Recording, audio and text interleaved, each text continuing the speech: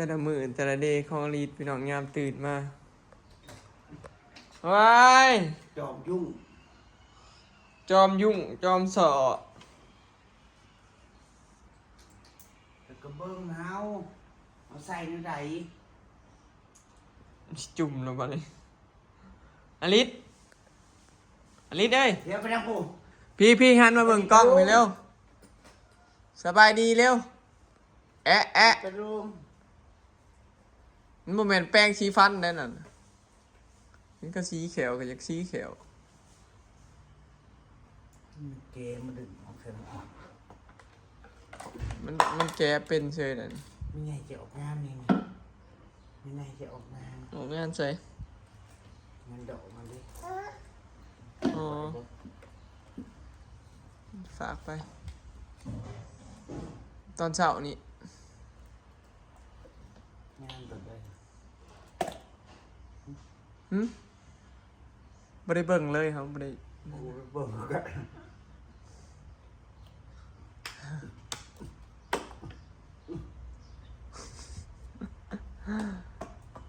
เฮ้ย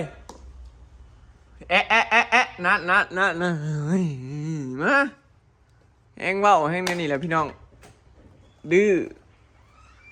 บ่ได้นั่นจักเทื่อ กินข้าวไปไงไปให้ข้าวไปไปเพจกับข้าวไปกินข้าวไป บ่ค่อยได้ถ่ายเพิ่นพี่น้องไปเวียกแต่ละ สวั มื้ ส อ ดีด้วยค่ะพี่น้องนะ ครับ ตื่นมากอ่อนอัวปลุกลูกยังบ่ได้ย่างไปสวนซ้ำจะเป็นอะไรบุใส่ไก่ปลาไหลกันไปไป เยอะไปไปแล้วอันนี้ก็แต่ละมื้อก็แบบนี้เด้อพี่น้องบ่ได้อยู่ซื่อๆถ่ายยาก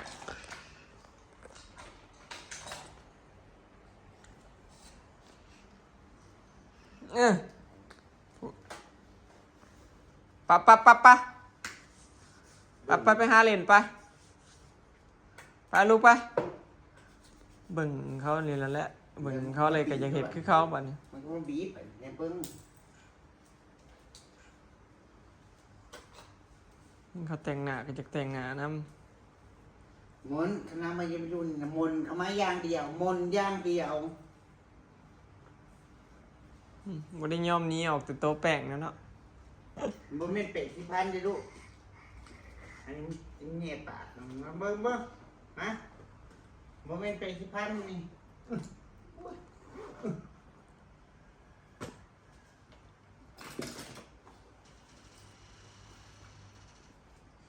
แอะ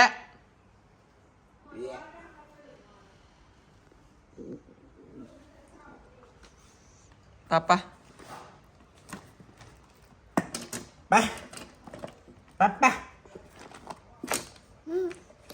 ไปหยุดนี่นะไปบุ้ยไปอุ้ย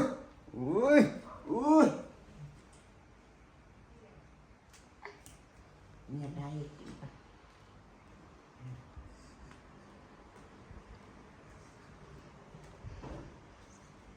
เราเล่นบัดนี้ปล่อยมันลงจอมยุ่ง มาเมียไปให้กูกัน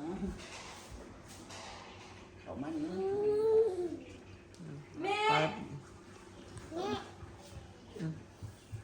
แม่ แม่ยังโมเป็นแม่ได้ไหน เบิ้งที แม่ ยังไม่แห่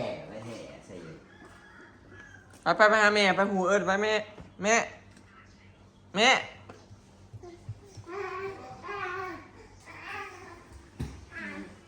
ตับปากเลย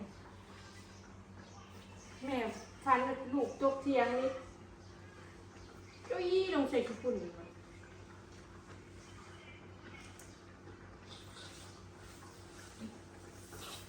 จังกี้จะปวดใครใส่ชุดนี้นอนหอนแม่หอนเป็นหนาวนะเลยใส่กระสันหอนจนออกหอนพี่น้องเปิดพัดลมจะเบิ่งบ้าๆจริงมากินน้ำก่อนนะ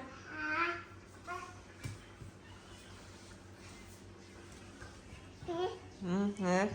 บ่มีไผได้ลูกบ่มีไผได้เนี่ยมาลาไปแล้ว มาเดินมาเดิน น้อง มาเดินมาตรงๆเขาอ่ะหมอเอาไปเรื่อยๆ บ่มีไผ บ่มีไผอย่าไป หนึ่งแล้วมันใหม่หมอหลดนี่คือแนวเกลือ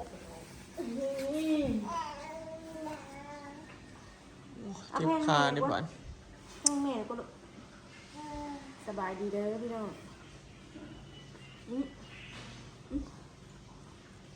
มื้อนี้ว่าสิไปสวนคลองอีกเกือบสิได้ไปว่าเจ็บขาละ มันบริพาดด้วยคลองเจริญปวดหินเขาเป็นคู่คล้ายๆว่าจะเห็ดคือคู่ทางพักมีทางขามันก็ออกอยู่ โอ้ ต้องค่อยเกลี่ยใช่ไหมเรื่องใช่ไหมแต่คนโตมันก็ลง ยังบ่ได้แล้วคันยังว่ายังสิชวนอีกอยู่ยังสิเฮ็ดเป็นคลองเหลื่อมคือจะเว้าหั่นแล้วให้เฮ็ดเป็นทางให้มันเพียงกันไปเลยให้เจ้าปู่ย่าอาศัยบัดนี้มันเป็นทางย่างเพียงกันเบิดจักสิได้ไปชวนมันเจ็บขาก่อนนะ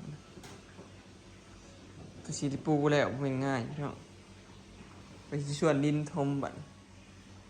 มีหลายขั้นตอนเลย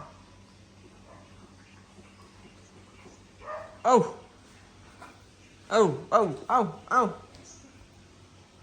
ยกมือบายบาย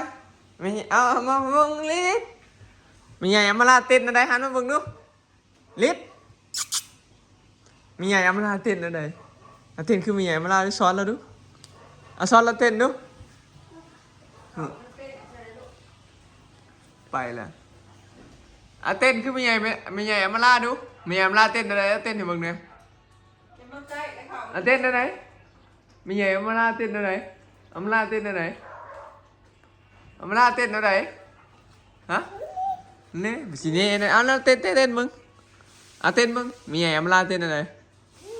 มาจื้อใช่ป่ะ สอนหมูเต้นก็เป็นนะพี่น้องเลย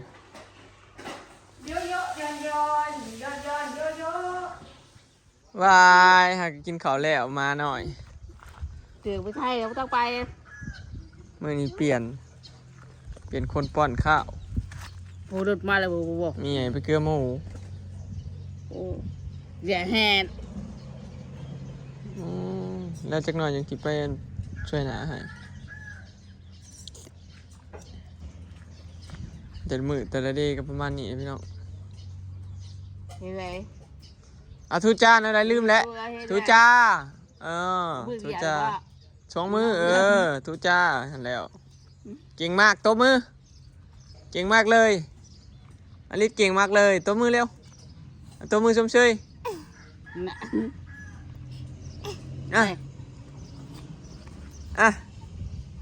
แต่ละมือกันเนี่ยพี่น้องมันคือกันอยู่ในเมทาบุญบางมือก็อยู่ในน้องมือสไลด์อยู่ในอีเมลชอบสไลด์บอลก็ไปเบียดเล่นเข้าบ้านนี่หันถ่ายคลิปนี่ไงเอ้าเนาะวันนี้นี่เป็นยังไงไก่นะทีมลิดเห็นเล่นนี่ทีมมาลิดก่อนนี่โป่งพลงนี่ใหญ่นี่เอาโย่มีใหญ่อำลาเต้นอะไรไม่ใช่ท่าเต้นมันใหญ่อำลานะ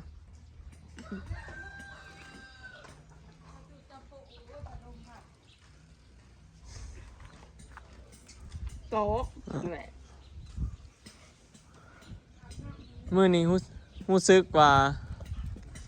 อยากขี้คึมๆพี่น้องคึมๆเย็นๆจุกใจอยากคือฝนสิตกนี่แหละอากาศมื้อนี้อยากคล้ายๆฝนสิตกบ่ว่ามื้ออื่นนี่บ่เงือมื้อนี้ต้องรีบไปเคลียร์คลองใส่ไก่เท่านั้นฝนตกมาน่ะอ่างเต็มเลยอย่านะ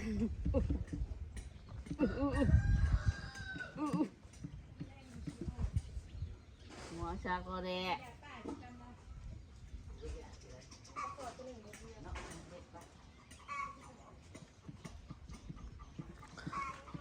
เดี๋ยวเราติดตามมึงพี่น้องใครแต่ว่าเพื่อนเฮามุ่งหลังคาแล้วแต่ว่าสร้างมั่งหลังคาทั้งหลังออกเนาะอย่าแต่ฝนมันสาดนั่นแหละแต่ว่าย่ามคือสิฝนตกบ่แห้งเนาะ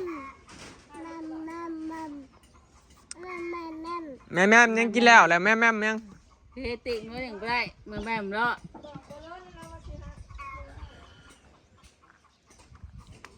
บอกแล้วล่ะบ่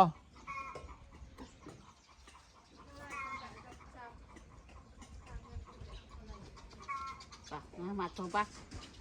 ลูกเอาไว้ นะพี่น้องสรุปได้มือแล้วพี่น้องสลอยเพิ่นไปหามือมาแล้วได้มือแล้ว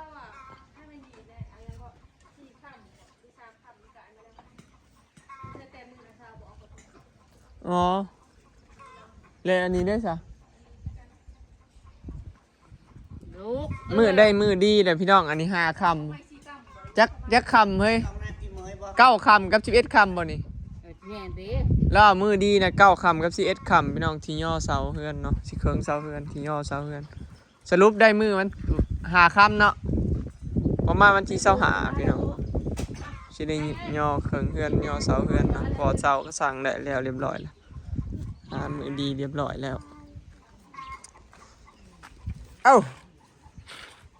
เฮ็ดเจ้าเอาพ่อนปล่อยเพิ่นใหญ่ โต๊ะเร็ว ซ้อมเอาบ่ตกดอก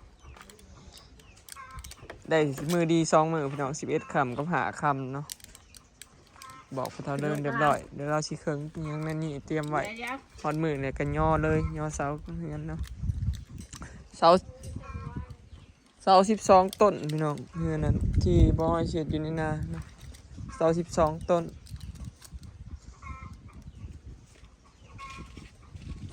นี่เป็นบ้านสวนพี่น้องเฮือนยกสูงบ้านสวน แม่ก็ขนมนาน ข้างล่างปล่อยโล่ง กินได้กิน ขายคือเถียงนี่นะพี่น้องว่าง่ายจ้ะแต่ข้างล่างนะปล่อยโล่งยกสูงโอเคเนาะพี่น้องคลิปนี้ก็สิขอเก็บภาพบรรยากาศไว้สำนี้เด้อเนาะพี่น้องจากนั้นก็ฝากเบิ่งคลิปฝากเป็นกำลังใจในเด้อเนาะพี่น้องหลายวันแล้วที่ไม่ได้ถ่ายอลีสนะลูกพ่อมีแต่ไปบ่ไปแล้วพี่น้องสบายดีอะทุจ้าเร็วสาวขี่ซบดังเนาะเอ้า อยู่สวน หูดังกับซบเดี๋ยวแปะกันหูดังกับซบเดี๋ยวแปะกัน